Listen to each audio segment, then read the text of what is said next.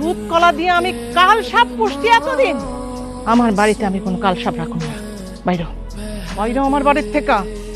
মা, আমি বাইরে হয়ে যাবো, কিন্তু বিশ্বাস করো আমি আমার ছোট বোনের মতো মায়ের বউরে কোনো জোর জবরদস্তি করে নাই।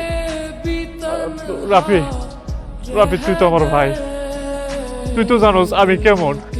ছোটবেলা থেকে এক লোকে বড় হয়েছস, তুই জানোস না তোর ভাই এমন একটা জঘন্য কাজ করতে পারে না। তোমার আমি কখনো সৎ ভাই মনে করি নাই, তোমার আমি অনেক বিশ্বাস করতাম, কিন্তু তুমি আমার বিশ্বাসের প্রতিদিন এমনি দিবা সেটা কখনো ভাবিনি। তুমি আমার বোর দিকে এমনি বদনজর দিতে পারলা। ছি, তোমারে আমার ভাই বলে পরিচয় দিতে লজ্জা লাগতো।